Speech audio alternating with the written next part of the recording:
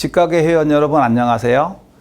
치유신보 TV 개국 기념 임상 강의를 진행하게 될 아미 아카데미 오브 미니멀 인베이시브 임플란트로지의 교육원장 민승기 인사드립니다. 제가 오늘 여러분들께 말씀드릴 주제는요, 지금 많이 사용하고 있는 임플란트 시스템에 대해서 이제는 앞으로 향후에 이상적인 임플란트 치료 방법이 어떤 건지에 대해서 이런 주제를 가지고 여러분들께 소개해드리고자 합니다. 앞으로 향후의 임플란트 치료 방향은 최소 침습 임플란트 치료입니다. 자, 그동안에 저희가 했던 케이스를 한번 보도록 하겠습니다. 본 환자는 26번하고 27번에 페리오에 인해서 치조골이 많이 흡수된 케이스입니다. 염증 반응이 심해가지고 바로 즉시 임플란트 신김을 못하고 한 달 정도의 치유 기간을 거쳐서 이렇게 구강내 상태에서 심하게 흡수된 치조골의 모습을 볼 수가 있고요. 어차피 임플란트를 심기 위해서는 다음과 같이 이렇게 임플란트를 심고 그 부족한 치조골에 대해서 뼈 이식을 해 왔었습니다. 그러고 이제 마지막에 그 식립된 임플란트 모습이고요. 다음 케이스입니다. 36번하고 37번 마찬가지로 그 진행된 치주염에 의해 가지고 발치를 하게 된 케이스인데, 이 환자는 바로 발치를 하였고 즉시 임플란트를 식립을 하였습니다. 식립할 때의 모습으로 많이 부족한 치조골이 역시 나타나고 있고, 여기에 필수적으로 이제 뼈 이식을 통한 그런 임플란트 식립을 하게 되죠.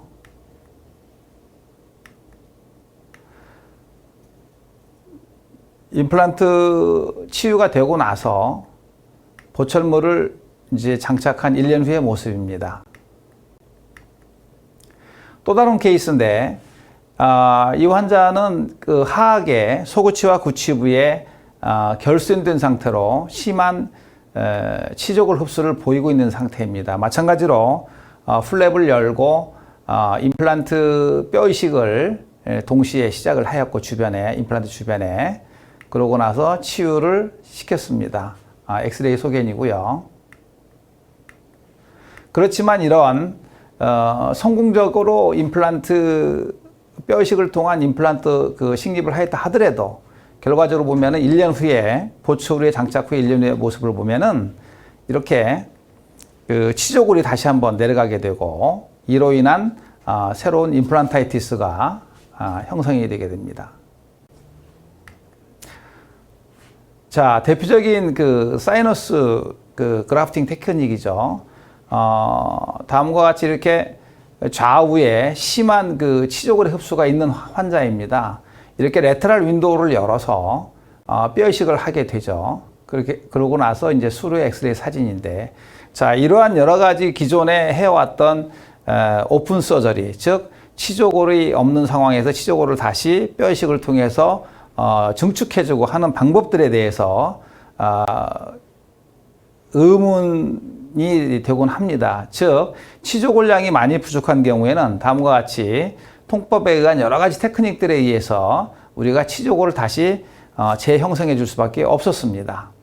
그렇다면 과연 이러한 그 치조골 이식을 통한 오픈 서저리 임플란트 식립이 과연 맞는 걸까? 자, 고민이 될 수밖에 없죠. 즉, 꼭 퇴축된 치조골을 다시 만들어야 하겠는가?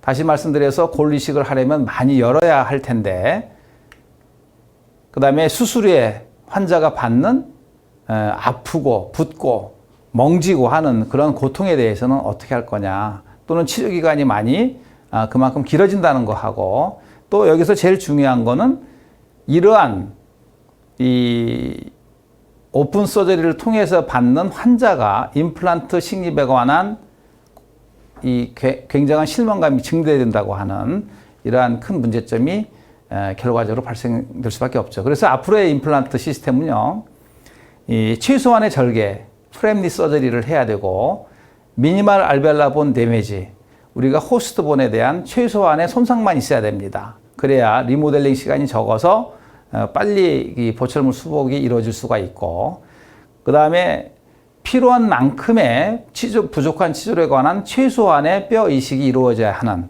이러한 미니멀 인시존 알베오블론 데미지 미니멀 그래프팅 본의 시스템으로 가야 하는 이게 최소 침수 임플란트의 기본 개념이라고 볼 수 있겠습니다.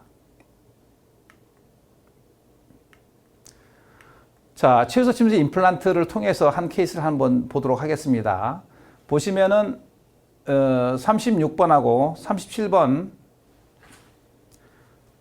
지금 결손 치아입니다. 결손 치아인데 구강내 소견으로 보면은 정상적인 치조골의 높이와 두께를 가지고 있죠.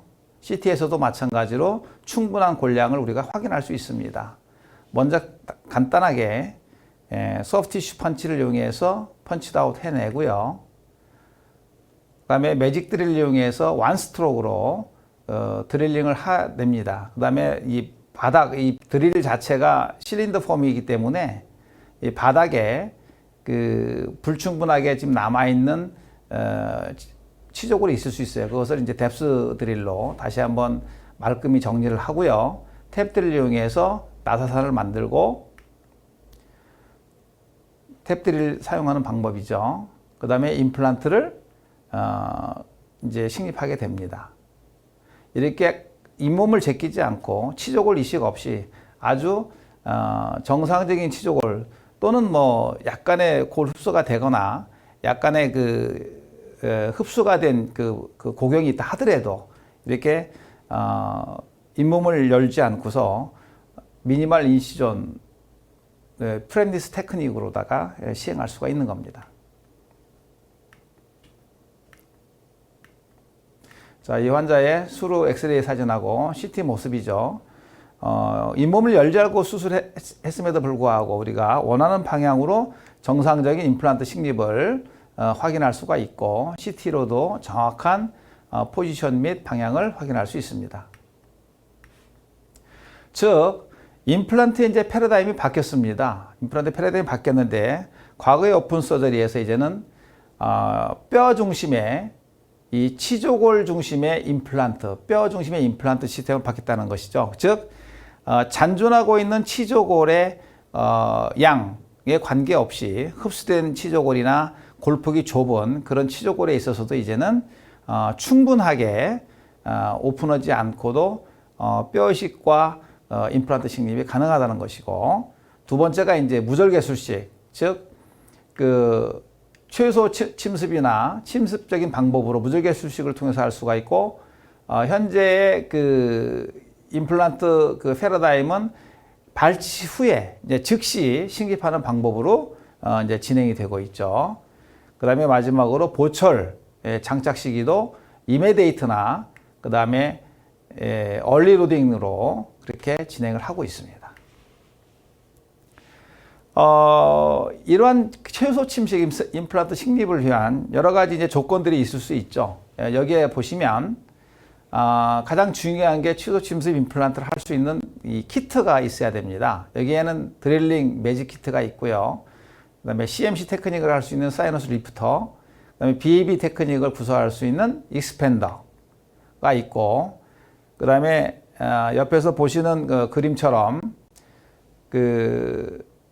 최소한의 스레드만 가지고도 충분한 스테빌리티를 나타낼 수 있는 매직 핀 스레드를 가지고 있어야 되고, 그 다음에 호스트본에 대한 이 트라우마를 최소화하기 위해서 이 나사산의 방향을 미리 형성해주는 탭 드릴 시스템이 필요하게 될 것이고, 마지막으로 흡수된 치조골에서 어떠한 경우든지 간에 원활히 임플란트 식립을 진행할 수 있는 매직 가이드 시스템이 필요하게 된 것입니다. 요 사진이 이제 최소 침습 임플란트를 위한 매직코어 키트입니다. 지금 사진이 굉장히 많은 드릴링 시스템이나 가이딩 시스템, BB 시스템, CMCT 시스템이 되어 있는데 하나씩 보시면서 설명을 드리도록 하겠습니다. 가장 대표적인 것이 아까 조금 전에 설명드린 실린더 타입의 매직 드릴링 키트죠. 여기 보시면은 원통형으로 되어 있으면서 수직으로다가 원스트로크로 드릴 홀을 뚫을 수가 있습니다. 두 번째 보시는 게 BEB 테크닉, 즉 익스펜더입니다. 매직 익스펜더. 좁은 치조골을 넓힐 수 있는, 과거의 그 오스테어튼처럼 레터럴 콜셋을 이렇게 떼어내는, 이게 스프레트 시키는 개념이 아니고 좁은 치조골을 이게 익스펜션, 벌리는, 와이드닝 시키는 그런 기능만을 가지고 있습니다. 그다음에 세 번째 특징이 이 사이너스 내에 소켓을 올려줄 수 있는 사이너스 리프터입니다. 원통형으로 되어 있고 그 사이너스 내에 에피텔리움을 티어링 시키지 않고 그대로 본을 잡아서 같이 엘리베이션 시킬 수 있는 그러한 큰 특징을 가지고 있습니다. 한번 보시겠습니다. 자, 좀 더 확대된 사진인데요. 다시 말씀드려서 매직 드릴, 원통형의 그러한 완스트로크로의 그 본 홀을 형성할 수 있는 매직 드릴이고요. 그다음에 매직 익스펜더, 별 모양으로 되어 있으면서 치조골을 넓힐 수 있는 매직 익스펜더고, 그다음에 사이너스에 소켓을 올릴 수 있는 사이너스 리프터를 다시 큰 그림으로 다시 한번 보시고 계십니다.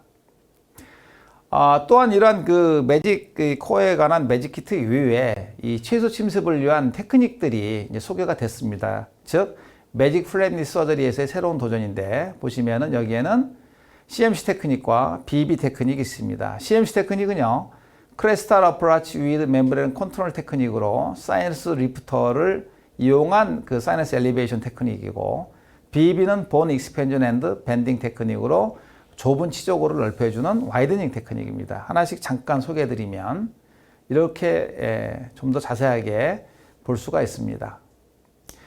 원리는 이 원통형의 이 사이너스 팁이 다음과 같이 모식도에서처럼 사이너스 베이스에 있는 치조골에 약 1, 2mm 정도만 남길 때까지 드릴링을 하고, 그 위는 이런 사이너스 리프트를 통해서 조금씩 툭툭툭 치면서 사이너스 리프터를 엘리베이션 시키는 방법인데, 이때 이 잔존 치조골이 사이너스 에피텔리움의 이 상피 조직을 물고서 같이 올라가기 때문에 상피 조직의 티어가 없이 그대로 엘리베이션이 되는 새로운 이 최소 침수법의 테크닉이라고 볼 수 있습니다. 실제 프렘닛 서저리에서 이 사이너스 리프팅을 하고 나서의 그 구강 내 소견인데요. 안쪽에서 이게 사이너스 멤브레인을 우리가 이 확대해서 사진을 보면은 확인할 수가 있습니다. 사이너스 리프팅을 하고 나서 수류에 이제 사진을 보여주는 것이죠. 파노라마 사진에서 보는 거고, 프론탈 뷰. 우리가 필요한 양만큼의 뼈 이식이 된 걸 볼 수, 엘리베이션이 되면서, 소켓 엘리베이션이 되면서 필요한 양큼의 아주 적은 양의 뼈 이식이 된 걸 볼 수 있습니다. 또 호리존탈 뷰에서 보면 이렇게 원주형으로 임플란트 주변에 360도 뼈 이식이 잘 되어 있는 것을 볼 수 있습니다. 다른 케이스에서 26번하고 그다음에 17번 페리오로 인해서 발치하고 이미디에이트 임플란트하는 케이스입니다. 포스트오피 이미디에이트 보시면 사이너스 리프팅을 하고 매직코어 임플란트를 심었고, 그 전에 리프팅할 때 본 그라프트를 같이 시행을 하였습니다.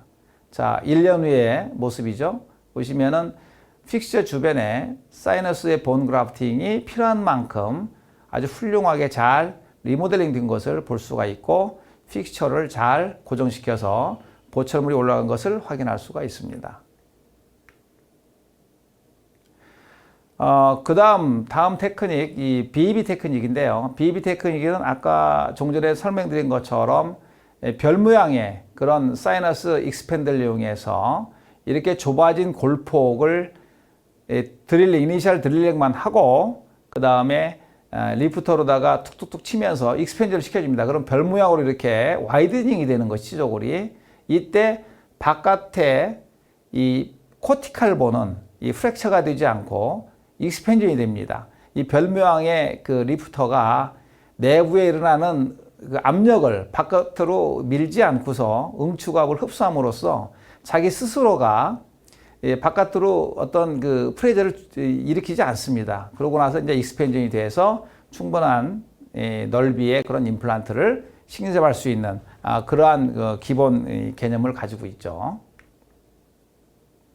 기존의 사이너스 리프터가 이렇게 이 코니컬 쉐입의 그 웨지 형태라고 한다고 하면 매직 익스펜더는 이렇게 별 모양으로 되어 있어서 이 별 모양이 내려가면서 익스펜전 시키면서 내부의 응력을 스스로 흡수하는 그런 그 기능을 가지고 있습니다. 그래서 레터럴 코텍스를 프랙처 시키지 않고 아주 성공적으로 저희가 그 임플란트를 식립할 수 있게 되는 것이죠. 다음 케이스도 보시면 이렇게 상악 전칩에서 골프기 좁습니다. 아주 가는 임플란트도 도저히 식립할 수가 없는 그런 상태인데 레터럴 익스펜더를 통해서 익스펜전 시켜서 레터럴 코텍스가 남아있는 상태에서 좀 충분한 길이의 충분한 두께의 매직코어 임플란트를 식립한 사진을 볼 수 있습니다. 자, 그렇다면 최소 침습 그 임플란트 시스템에 있어서 그동안에 많은 그 임플란트 그 타입들이 프렌들리 서저리를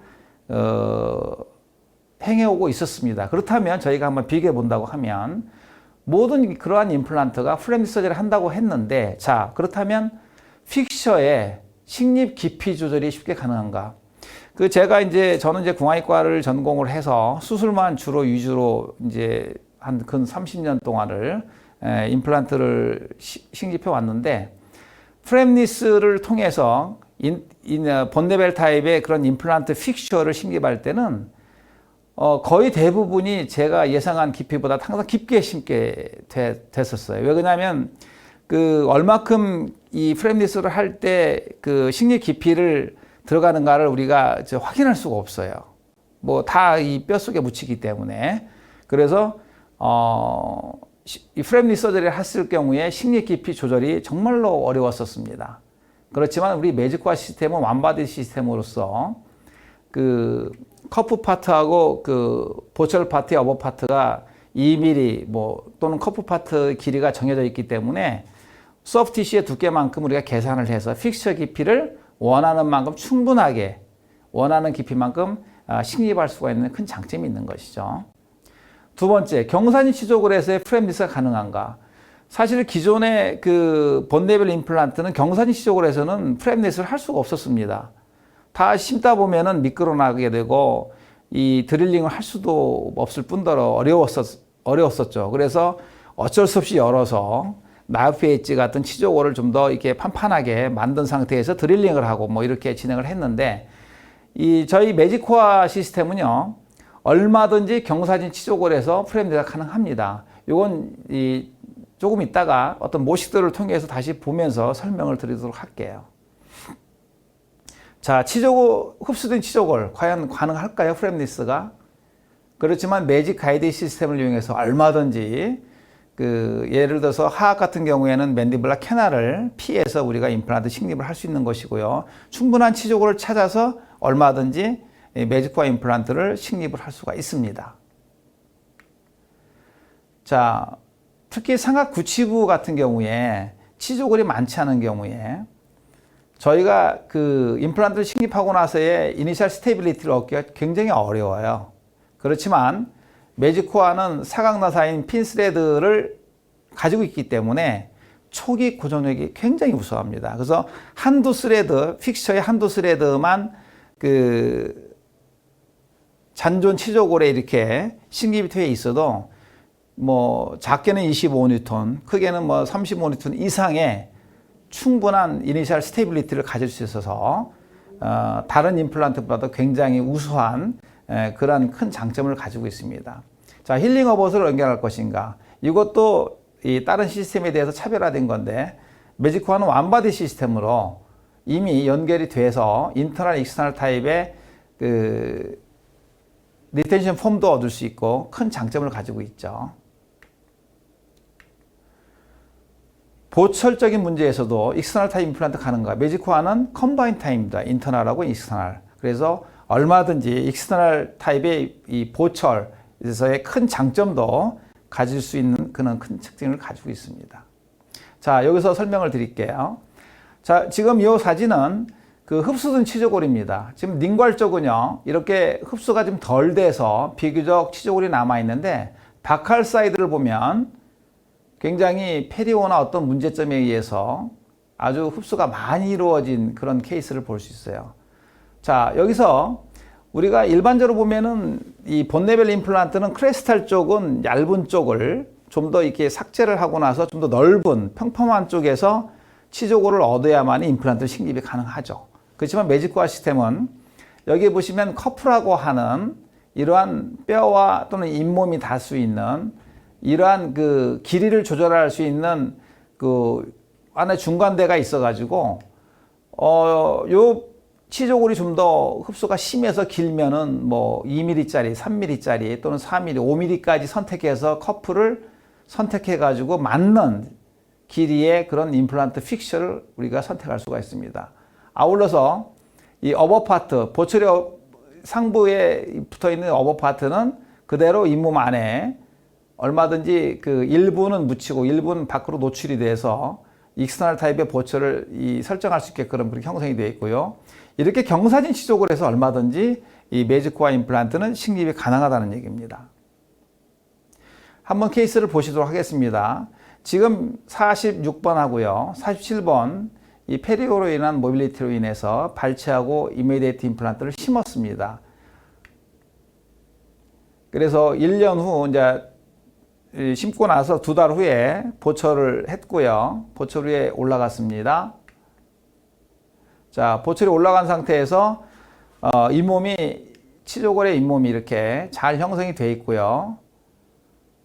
이 진지발 마진이 이제 1년이 지나서 팔로우를 한 사진인데 치조골에 잘 형성되어 있는 걸 볼 수가 있고 잇몸도 이렇게 정상적인 잇몸 레벨로 잘 형성되어 있는 것을 볼 수가 있습니다. 이것은 뭐냐면 이 매직코아가 가지고 있는 이 커프 지역에서 이 바이올로직 유도스라고 그러죠.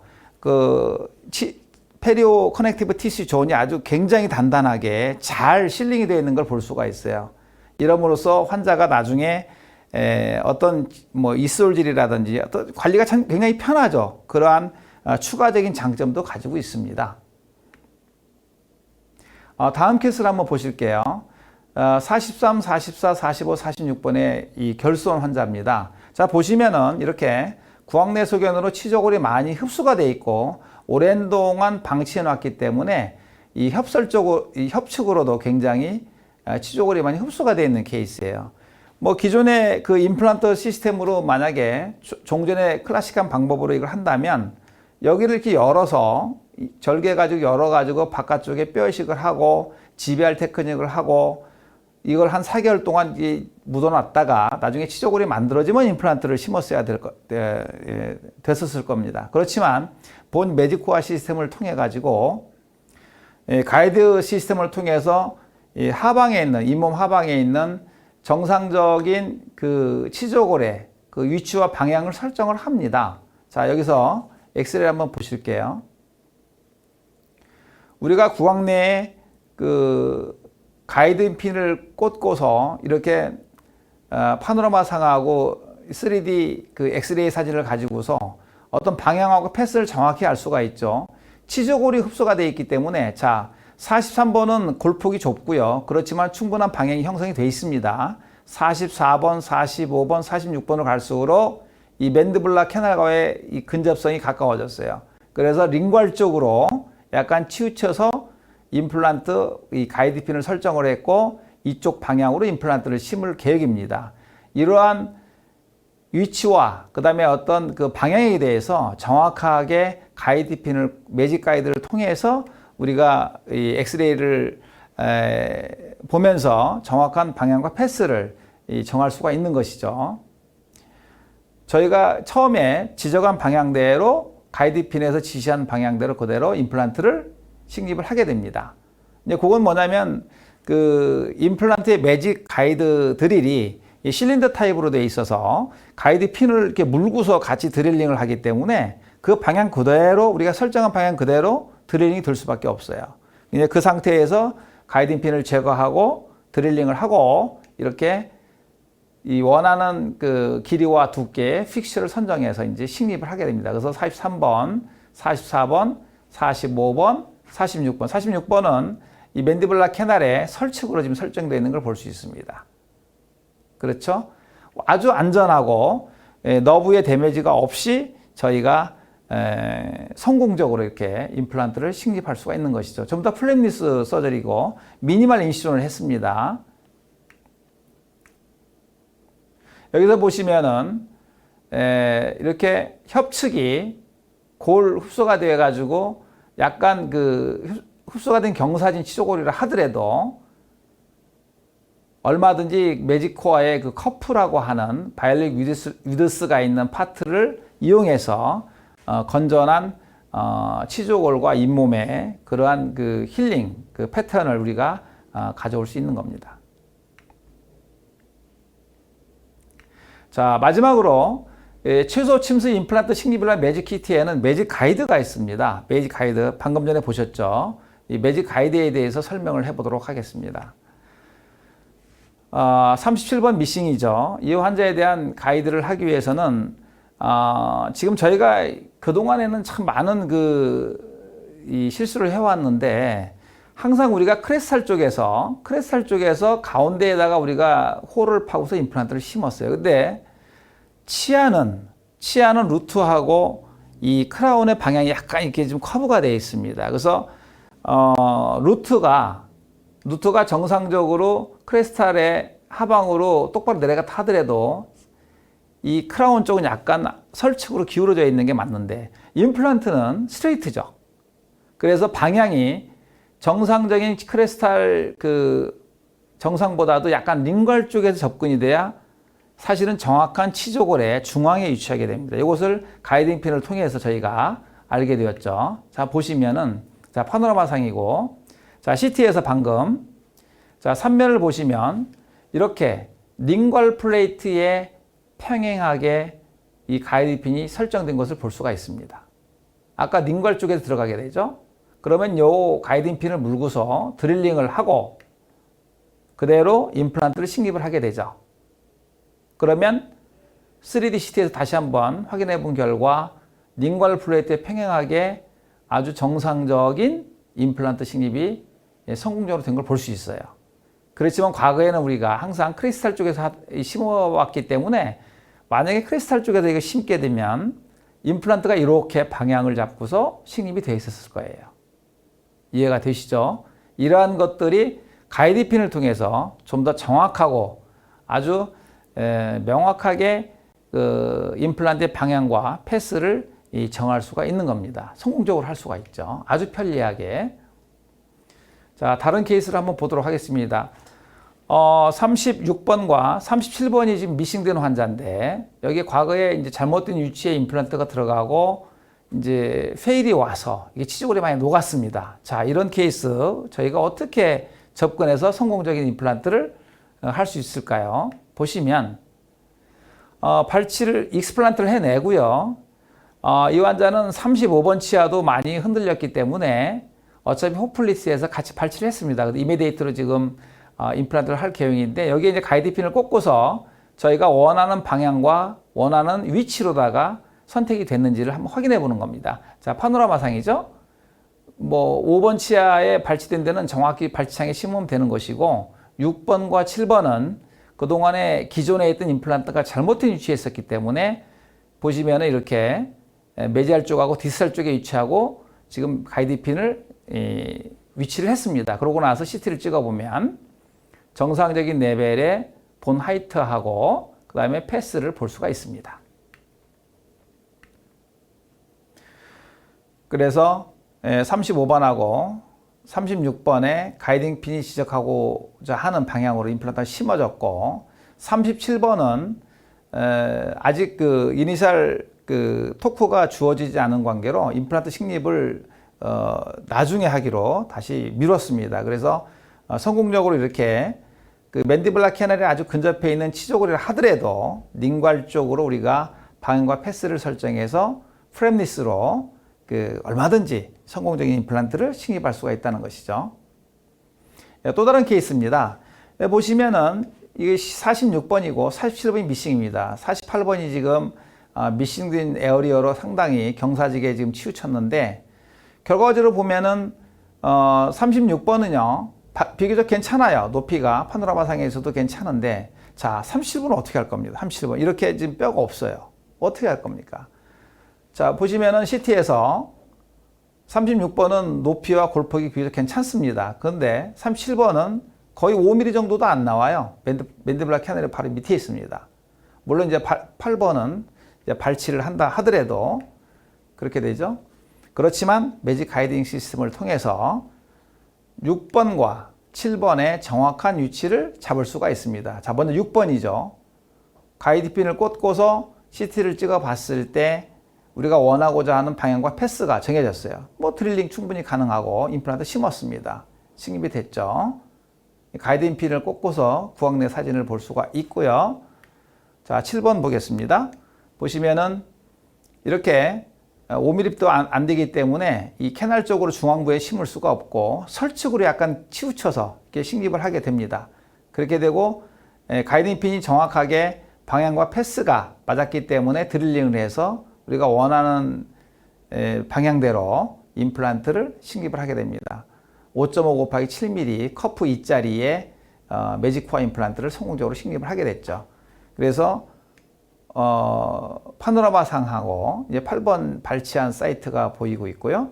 그 다음에 CT상에서 확인할 수가 있고, 이제 구황 내 소견입니다. 아주 성공적으로 얼마든지 흡수든 치조고리를 하더라도 임플란트 식립을 할 수 있다는 얘기입니다.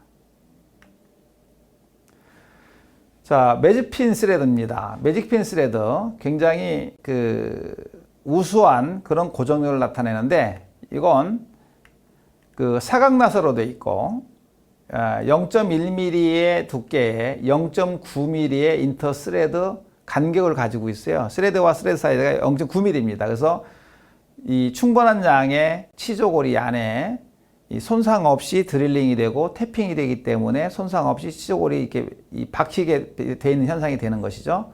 거기에 사각나사가 완벽하게 잘 들어가게 됩니다. 그래서 우리가 fit drilling and fit implantation 이렇게 이제 얘기를 하고 있는데, 그만큼 이 호스트본에 대해서 치조골에 대해서 손상이 적고, 또한 핀 스레드가 태핑을 통해서 만들어진 나사산이기 때문에 정확하게 식립이 돼서 딱 고정이 돼요. 그래서 한두 개의 이런 스레드만 치조골에 고정이 돼도 굉장히 초기 구정이 우수하게 나타나게 됩니다. 이런 큰 특징을 가지고 있어요. 즉 이상적인 나사산의 형태에 대해서 다시 한번 설명드리는데, 다음과 같이 매직코어는 0.1mm 정도의 스레드의 두께와 스레드와 스레드 사이에 0.9mm 정도의 큰 빈 공간이 있어서 치조골이 여기까지 꾹 차게 되는 이러한 현상이 결과적으로 발생하게 됩니다. 그래서 이 치조골에 대한 손상도 적고, 아울러서 이 나사산하고 핀스레드하고 치조골과의 굉장히 긴밀한 그런 연결고리가 그렇게 발생이 되는 것이죠. 다음 케이스를 보시겠습니다. 지금 26번하고 27번이 미싱된 케이스인데, 보시는 것처럼 사이너스 플로우가 굉장히 많이 내려와 있고 잔존 치조골이 얼마 되지 않습니다. 자, CT로 보시면 26번 에어리어는 4.9mm 밖에 높이가 나오지 않아요. 다행히 골폭은 좀 있습니다. 그렇지만 자, 27번을 보세요. 27번을 보시면은 뭐 거의 2mm 밖에는 잔존골이 남아 있지 않습니다. 자, 이러한 경우에 저희가 프렘릿 서저리를 통해서 성공적으로 임플란트를 식립할 수 있겠습니까? 매직코어 임플란트는 충분히 가능합니다. 핀 스레드이기 때문에. 여기 보시면 이 사이너스 리프터를 통해서 26번, 27번 뼈 이식과 동시에 임플란트를 성공적으로 식립을 하였습니다. 물론 26번은 5.5 곱하기 9mm짜리 커프 2짜리를 썼고요. 여긴 덴시티가 2에서 3 정도 나왔고, 27번은 5.5 곱하기 9mm짜리 커프 2짜리를 썼는데 덴시티가 3 내지 4 정도 나왔습니다. 비록 잔존골이 2mm밖에 없지만은 그래도 우리가 받아들일 만한 이 이니셜 스테빌리티가 나왔기 때문에 충분하게 성공적으로 임플란트 식립이 됐다고 볼 수 있습니다. 3개월째 우리가 오스텔 테스트 해봤을 때 60대 이상의 그 좋은 그 수치가 나와가지고 수술 후 3개월에 크라운 브릿지를 했고요.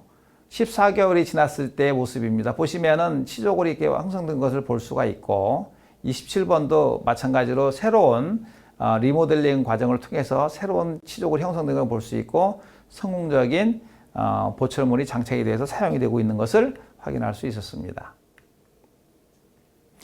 또 다른 케이스를 한번 보도록 하겠습니다. 여기는 16번하고 17번이 미싱인데 발천제가 얼마 안 돼서 아직 치조골이 다 리모델링 되지는 않았습니다. 그러다 보니까 26번이 굉장히 심한 뼈 이 본 디펙트가 남아있죠. 치조골이 지금 뭐 거의 없습니다. 이런 상태도 우리가 매직 핀 스레드를 이용해서 16번은 이렇게 메잘 쪽을 약간 경사지게 심었고 뼈이식을 사이너스 리프트 했고요.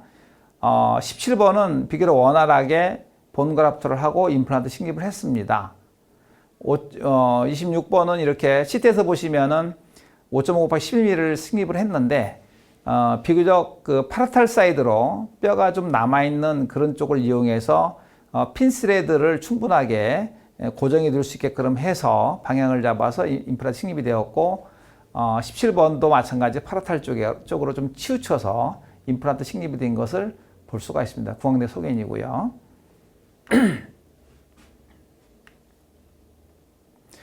자, 그러면은 우리가 매직 핀 스레드를 성공적으로 이제 치조골에다가 식립을 할 때 사용할 수 있는 나사산을 형성하는 그 탭 드릴링 시스템에 대해서 한번 설명해 보도록 하겠습니다. 탭 드릴링 시스템은요, 이 호스트본에 관한 우리가 원하는 그 탭 드릴이 핀 스레드가 들어갈 수 있는 자리만을 손상을 해서 드릴링을 하기 때문에 대부분의 호스트본의 프리저베이션이 가능합니다. 우리가 이제 테스트 블록에서 한번 이 태핑을 해봤을 때 만들어진 나사산을 이렇게 직접 보고 계시는데요. 여기에는 여러 가지 타입의 사이즈에 맞는 그 탭 드릴 시스템이 있습니다. 여기 보시면 뭐 가이드, 탭을 그 식립할 때, 탭 드릴을 적용할 때 탭 드릴의 안정성을 도모하기 위한 가이딩, 탭 가이드가 이렇게 사이즈별로 있고요. 그 다음에 4.0, 4.5, 5.0, 5.5, 6.0, 6.5의 탭 드릴이 있습니다.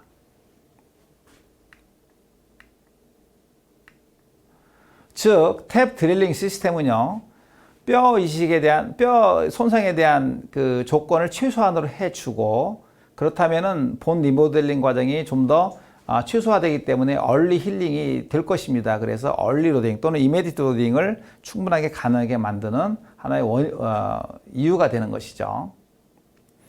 이 탭 드릴링 시스템은 다른 말로 우리가 핏 드릴링이라고 합니다. 뭐 아주 뭐 레고처럼 완전 끼워 맞추는 그러한 형태의 드릴링 시스템이기 때문에 그렇다 보면은 몰프로지 콘택 시스템이 식립 토크에 관계가 없이 충분하게 식립구와 식립 방향이 같이 완전히 핏 임플란테이션이 되는 것이죠.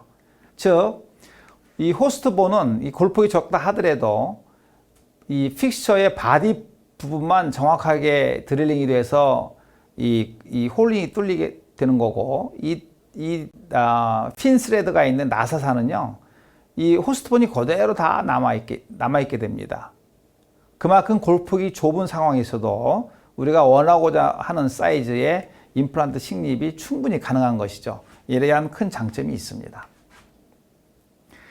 다시 한번 설명드리면 기존에 5mm짜리의 드릴, 임플란트 픽처를 식립할 때에는 양쪽 레터럴 보드에 1mm씩 추가해서 약 7mm 정도의 골폭이 필요하지만 매직코어의 그 임플란트는 같은 사이즈의 임플란트 두께라 하더라도 가운데 이 3.5mm 또는 4mm 정도밖에는 호스트본이 충분치가 않아요. 홀만 뚫으면 됩니다. 그래서 레터럴 나사산 부분 호스트본은 남기 때문에 양쪽으로 2mm, 그 배 이상의 치조골이 남게 되어 있습니다. 그만큼 골폭이 좁은 치조골에도 이 핀스레드를 가진 매직코어 임플란트는 충분히 식립이 가능하다 얘기할 수 있죠. 정리해서 말씀드리면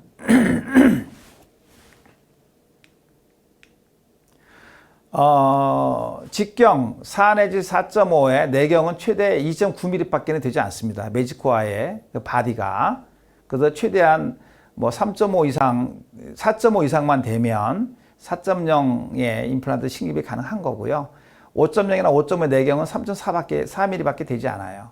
6.0, 6.5의 임플란트 내경은 4.3mm 밖에 되지 않습니다. 그래서 얼마든지 우리가 그 여유 있게 좁은 골폭에서도 충분한 매직코어 임플란트 시스템을 식립할 수가 있죠.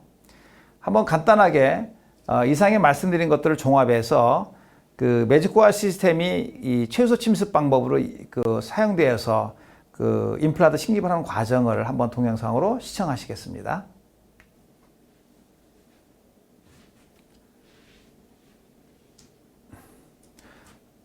BB 테크닉으로 인해서 15번 치아 결손된 부위의 임플란트 식립입니다. 자, 한번 보시겠습니다. 먼저 페리오 프로브를 이용해서 이 오버라잉 소프티슈에 대한 두께를 재고 있죠. 지금 2mm, 그 다음에 3mm, 메지알, 디스탈, 그 다음에 센터, 그 다음에 바칼, 그 다음에 링괄 쪽에 이 덮고 있는 이제 소프티슈에 대한 두께를 이제 재고 있는 것이죠. 이건 뭐냐면 나중에 잔존 치조골에 대한 임플란트 식립 시 깊이를 정확하게 측정하기 위해서 그렇습니다. 자, 매직 스페트를 이용해서 잔존 치조골의 골밀도를 체크하는 겁니다. 지금 이 정도 말레팅을 탁탁탁 때려봤을 때 감으로 느끼는 건데 이 정도는 D2에서 D3 정도의 골밀도를 나타내고 있고, 자, 가이드 드릴을 이용해서 5mm 길이의 가이드 드릴을 이용해 가지고 가이드 홀을 형성을 했고 가이드 핀을 이제 꽂게 됩니다. 그래서 우리가 원하고자 하는 방향과 그 다음에 이 패스를 엑스레이를 통해서 지금 정상적으로 보면은 원하는 방향으로 지금 이제 꼽혔죠. 그러고 나서 이제 매직 드릴을 포맷을 하고 가이드 핀을 포맷을 하고 같이 드릴링을 합니다. 한 5mm 정도만 먼저 드릴링 한 다음에 이제 이건 다시 제거를 하게 되죠. 제거를 하고 가이드 핀 빼내고 드릴 바꿔서 다시 새 드릴로 나머지 원하는 깊이만큼 이제 다시 드릴링을 하게 되죠.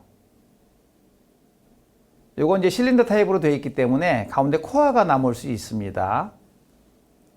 잔존 치조골에 코어가 저렇게 안쪽에 드릴 안쪽에 나오게 되고, 자, 이렇게 서지컬 큐렛을 얇은 걸 이용해서 남아있는 주변 홀에 대한 그 검사를 끝내고 바닥에 남아있는 잔존 치조골을 다시 이제 제거하는 것이죠. 이제 뎁스 드릴을 이용한 거죠.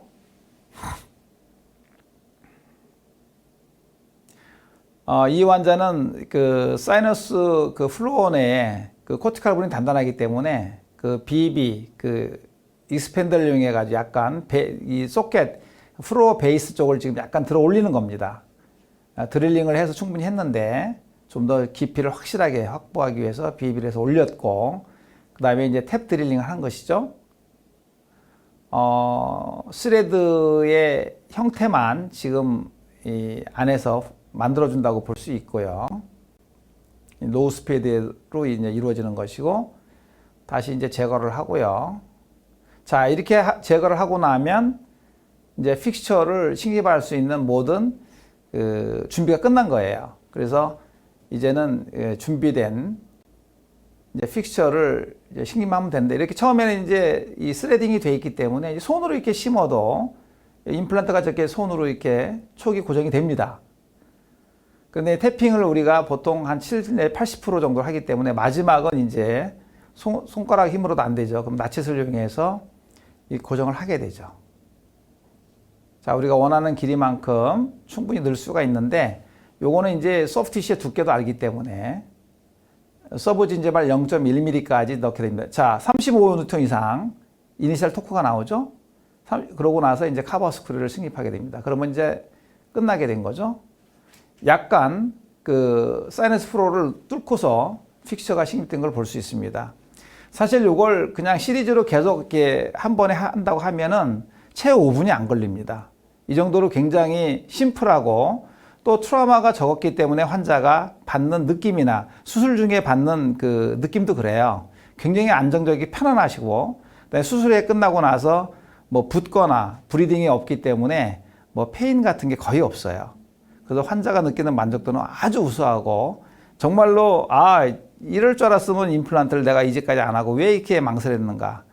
주변 사람들의 정말로 임플란트 하면 안 된다라고 하는 그런 부정적인 시각을 한 번에 해소할 수 있는 정말로 최소 침습 임플란트 방법이라고 볼 수 있습니다.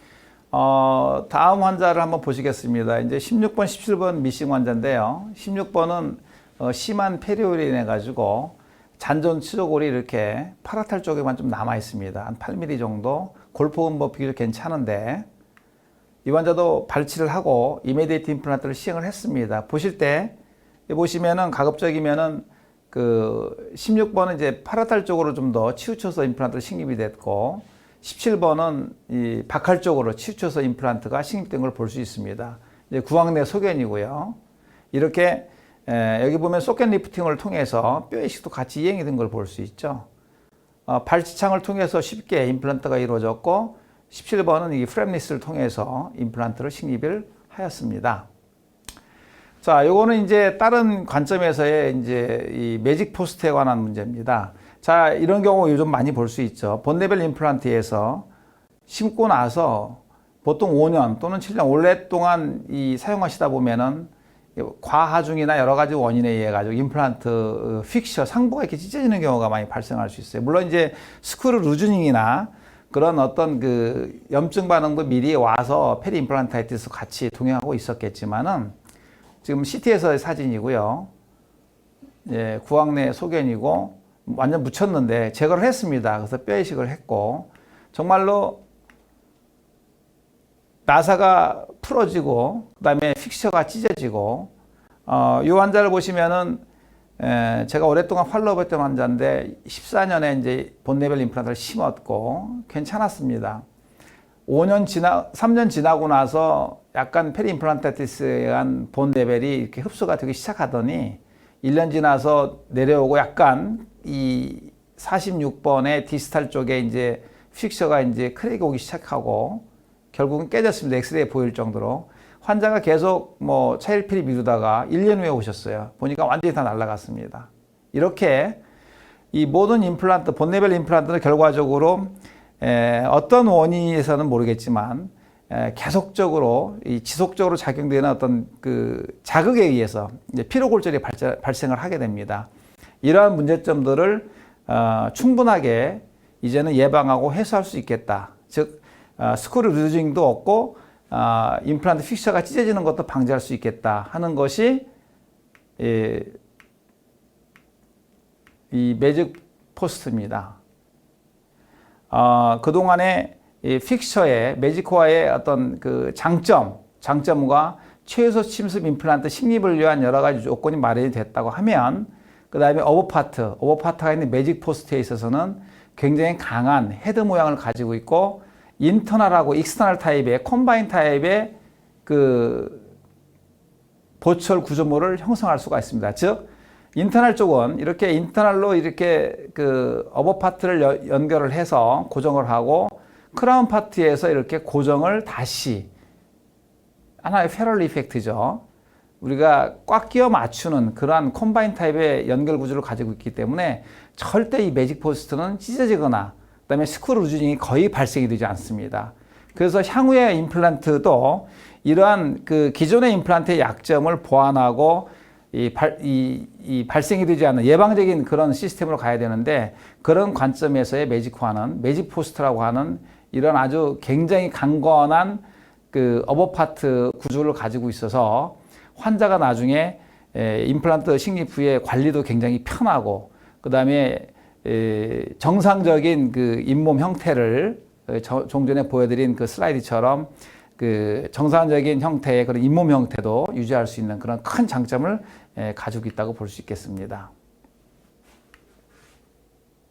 자, 마지막으로 그래서 이 매직코어는 이 매직 포스트만이 갖는 충분한 보철적인 장점이 큽니다. 그 대표적인 걸로 이렇게 패스가 굉장히 많이 틀어진 이제 뼈 중심, 치조골 중심의 임플란트 시스템이라고 그랬죠. 잔존 치조골에 이 임플란트 식립 방향이 심어졌었는데 그럼에도 불구하고 굉장히 베리에이션이 커요. 25도 이상의 그러한 그 앵글에서도 정상적인 보철 형태를 가질 수 있는 이러한 크라운 형태를 가질 수가 있습니다. 이러한 가장 큰 그 매직 포스트의 장점이 있기 때문에 치조골 중심의 임플란트, 매직코어가 임플란트 시스템에도 불구하고 보철적으로도 굉장히 우수한 그런 큰 장점이 있는 것을 다시 한번 소개를 드립니다. 본 케이스는 그 42세 된 여자 환자로 상악 우측 구치부에 결손으로 해서 오신 환자분이십니다. 15번, 16번, 17번 굉장히 치조골이 많이 흡수가 되어 있는 걸 볼 수가 있고요. 잔존 치조골이 약 2mm 정도밖에 되지 않습니다. 지금 미러상으로 지금 보시기 때문에 방향을 반대로 보이시는데 구황내 소견으로도 굉장히 흡수가 심한 치조골 양상을 보이고 있죠. 자, 먼저 지금 15번은 프렘리스를 이용해서 임플란트를 식립을 했고요. 16번 지금 그 상부 그 치조골 잇몸 두께를 지금 체크를 했고요. 우리가 심고자 하는 원하고자 방향에 매직 가이드 핀이 5mm 두께인데 너무 소프티슈 두께가 두꺼워 가지고 5mm 이상 들어갈 때는 이렇게 본 파일을 그 잘라 가지고 이렇게 수정해서 사용하기도 합니다. 그 상태에서 높이를 그 깊이하고 방향을 같이 매직 가이드 형태로 저희가 사용을 했고요. 자, 그 드릴을 포매하고서 이제 매직 드릴로 드릴링을 하죠. 자, 5mm 정도만 드릴링을 한 다음에 이니셜 홀을 형성을 다시 하는 겁니다. 소프티슈를 제거를 하죠. 지금 소프티슈가 많기 때문에 소프티슈 잘 제거가 안 됐습니다. 자, 이거는 이니셜 드릴을 타치다운만 했어요. 왜 그러냐면 잔존 치조골이 한 1, 2mm 밖에 없었기 때문에. 그러고 나서 이제 CMC로 해서 사이너스 리프트를 올렸는데 아주 단단해가지고 다시 한번 조금 더 드릴링을 추가로 했어요. 그러고 나서 치니까 이제 사이너스 플로어가 이렇게 뚫리게 되죠. 그러면서 이제 올라가게 됩니다. 자, 소켓 리프팅이 지금 형성되고 있는 거예요. 우리가 이제 11mm, 자, 13mm까지 소프티슈 두께가 뭐 충분히 한 7, 8mm 이상 나왔기 때문에 한 4, 5mm 정도는 리프팅이 된 겁니다. 그러고 나서 매직본을 이제 그라프팅을 하고 있습니다. 그래서 푸셔로 다시 그 소켓 내에 있는 그 그라프팅 매테리얼을 사이너스 소켓 내로 지금 밀어 올리는 거고요. 그 다음에 여기는 그 잔존 치조골이 적기 때문에 태핑을 할 필요가 없이 바로 임플란트 픽셔를 지금 식립을 하고 있습니다. 그래서 이제 그 여기는 이제 핸드피스를 이용해서 식립을 하는데 이 핸드로다가 하는 것이 더 정교하게 식립이 될 수도 있어요. 우리가 어느 정도의 저항감을 느끼면서. 자, 보시면은 충분하게 리지드하게 이니셜 토크가 뭐 25N 이상 나옵니다. 그 상태에서 안정적으로 저렇게 식립이 임플란트가 된 것을 볼 수가 있습니다. 굉장히 핀 스레드에 있어서는 그 이니셜 스테빌리티가 굉장히 우수하다고 되어 있죠.